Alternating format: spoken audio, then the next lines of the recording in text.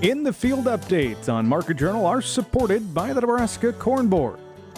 Today's show will begin here by getting a In the Field update. Of course, harvest is going to be underway all across the Cornhusker State as those combines kicking up dust very soon. But right now, some producers are already cutting their corn to make silage. We had the opportunity to head out to Firth, Nebraska and take a look at how Prairieland Dairy is getting ready to feed their herd over the next year.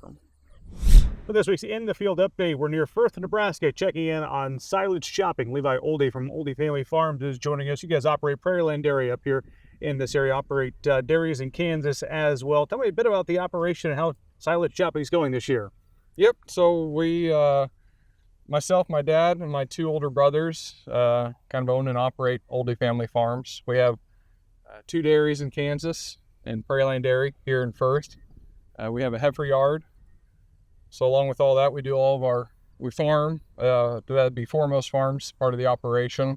We do all of our farming, chopping and manure spreading. So obviously we're up here today chopping some feed for cows. Yep. So when did you start chopping? I assume you started in Kansas this year and worked your way north. Yes, we started, we've probably been going almost 3 weeks now.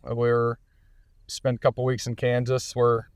Got up here Sunday and hoping to be done possibly Saturday, but probably Sunday. A little rain you encountered, but in general, crop conditions in southeast Nebraska, at least where we're standing here again near Firth, things are a little dry in places. As you get into the field, what are you seeing from the cab?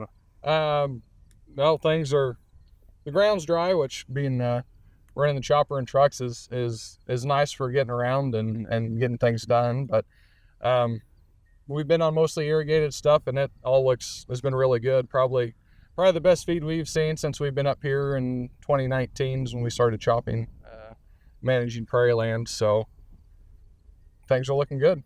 You're running two choppers on this field, this irrigated field. As you're not visiting here today, Levi, how many semis do you have to run to keep up with those choppers? We have four semis and trailers. Okay.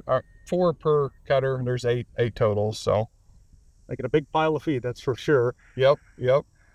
When it comes to chopping perfect silage, what's kind of the science behind it? What are you looking for when you get into the fields? Ideally, anymore, we would kind of like our silage whole plant moisture from around 65, 63 to 68. That's kind of the number one. After that, kind of looking at, well, you want yield, you want a lot of grain. That's the biggest thing. After that, you're looking at starch. You would want plenty of starch for the cows to make milk, and then probably digestibility after that. For somebody who's not been inside the cab of a silage chopper, what kind of technology is in there? So these are equipped with GPS, row sense, header height. We also are running machine sync, and so both our cutters are talking to each other and sharing lines, guidance lines, and sharing yield data with each other and mapping coverage. You're running 3 weeks at this point. What do you do to keep yourself occupied and I suppose focused in there as the days get long? You stay busy enough. I don't know. The days go by pretty fast, really. You're always paying attention to the trucks and the train and trying to keep from hitting anything. It keeps the guy busy in there. Is it tough to find a good labor force to stay with you through the whole silage chopping season?